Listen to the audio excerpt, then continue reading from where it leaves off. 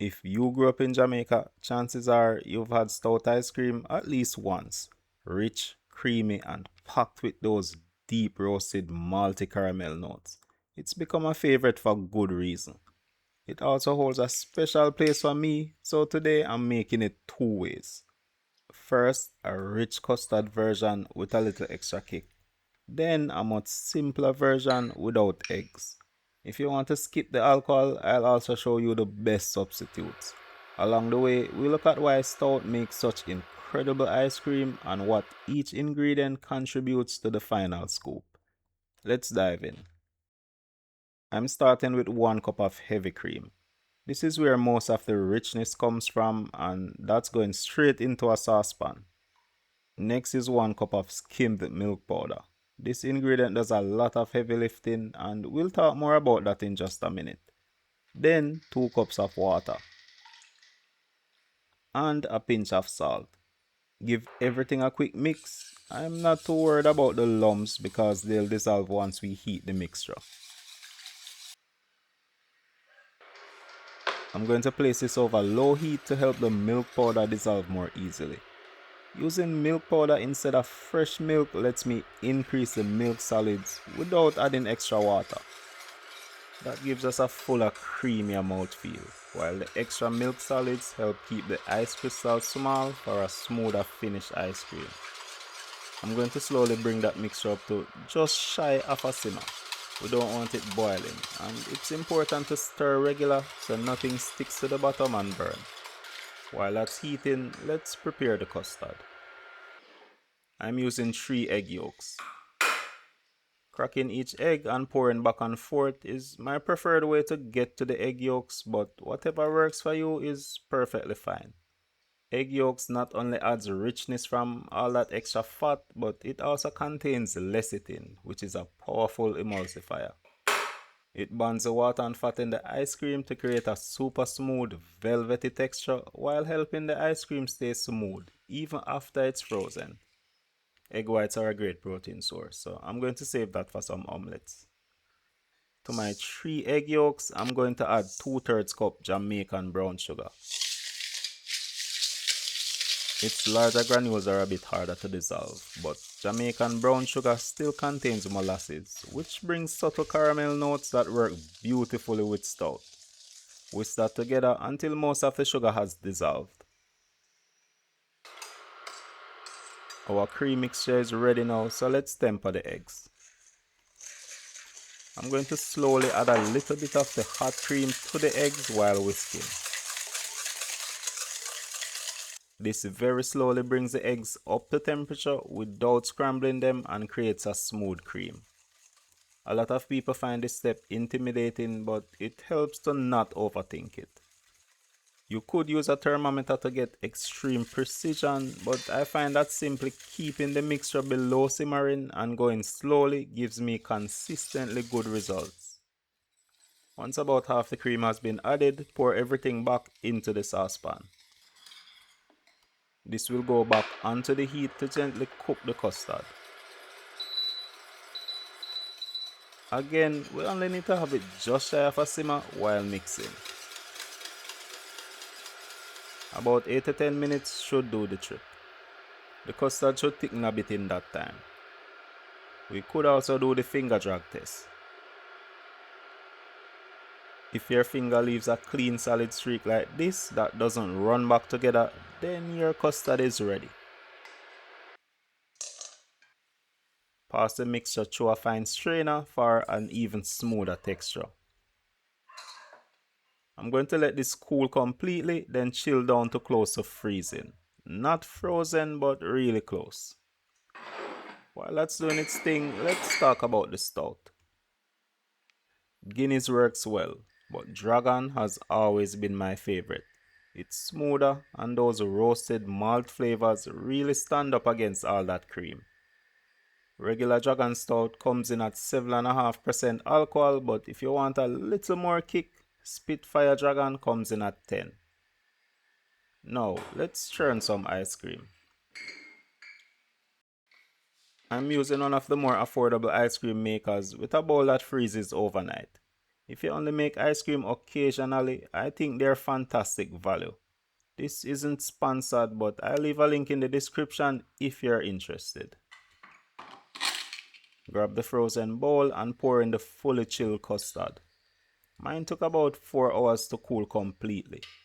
Close that up and let it churn. About halfway through, I'm going to add the stout. I'm using Spitfire for this version because I want it to be extra boozy. I made sure to chill this down in the freezer. Adding warm liquids would partially melt the ice cream we've already churned. I'm adding about 200 milliliters or a little over half of the bottle, along with a tablespoon of vanilla essence. The alcohol from the stout is for more than just taste. Alcohol lowers the freezing point of ice cream, helping it to stay softer and easier to scoop straight from the freezer. Once our ice cream is at that soft serve stage, we can remove it. I had this tempered glass container chilling in the freezer. That helps to not give our ice cream a big temperature shock. By the way, this recipe yields about 1 quart of ice cream. Once all of that is transferred, do a little cleanup, cover that up, and it goes into the freezer overnight to set. While that's firming up, let's make an eggless version of this ice cream that's much simpler and just as rich and creamy. I'm starting with a bottle of regular Dragon Stout. I'm going to reduce this to about half. As the alcohol is reducing, the roasted malt and caramel flavors will become more concentrated. One thing to keep in mind is that reducing stout does not remove all the alcohol. Even after 30 minutes of boiling, a significant amount can remain. If you're making this for children or anyone avoiding alcohol, use an alcohol-free stout or another malted beverage like Malta instead. Just remember that many malt drinks are much sweeter, so you may need to adjust the sugar. Once that's reduced, we'll set that aside to cool and then chill down. In the meantime, let's make our ice cream base, and it's very similar to the first version. 1 cup heavy cream, 1 cup skim milk powder, 2/3 cup brown sugar, and finally 2 cups water. Just like before, I'm going to heat this up to just below a simmer. Technically, you could skip this step, but heating the mixture fully hydrates the milk solids, improves the emulsion, and helps produce a smoother finished ice cream. Even without eggs, those hydrated milk solids go a long way towards creating a rich, creamy texture. After a few minutes of holding it just below a simmer, we can remove and strain the mixture. All that's left now is to cool this down and let it chill for a few hours. Once chilled completely, we can churn it. Add the chilled Dragon Stout reduction and about a tablespoon of vanilla.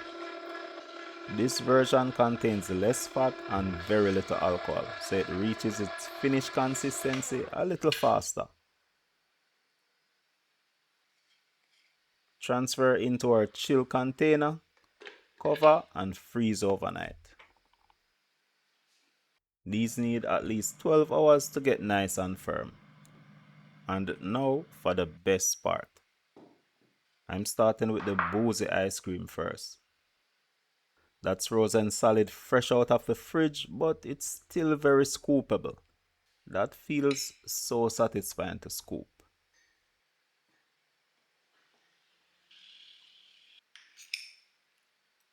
Look at that texture. Wow, that is it.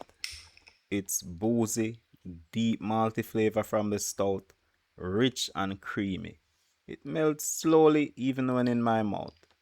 That is solid. This is something you would expect from a premium ice cream shop. I served this at a recent birthday party and it was a massive hit. Disappeared completely. I might have to start selling this by the quart, but we are not done yet. Let's check out the much simpler version and see how it compares. It's a little firmer straight from the freezer, which makes sense because it contains less fat and very little alcohol. This would scoop much better if I gave it a few minutes on the counter. That's beautiful. Let's grab another scoop and then dig in. The texture is surprisingly close to the custard version. It's not as soft straight from the freezer, but once it warms up a bit, I can barely tell the difference. That is delicious. I'm personally surprised because this is the very first time I'm reducing stout for ice cream. That reduction really transformed it. It now has stronger caramel notes and deeper roasted malt flavor. Very nice. If you want something rich, mature, and just a little boozy, the first version is hard to beat. But if you want that deep Dragon Stout flavor in a recipe that's simpler to make, the second one surprised me. I don't think you can go wrong with either one. These are two premium desserts that are absolutely worth the effort. Let me know which version you would make first. I've been experimenting with homemade ice cream a lot lately, so tell me what I should tackle next. Rum and raisin, no churn, sugar free, dairy free. There's still a lot to explore. I'm Nick and this has been delicious. A huge shout out to our patrons. You guys are the real MVPs. Thanks for watching, bless up, and I'll catch you in the next one.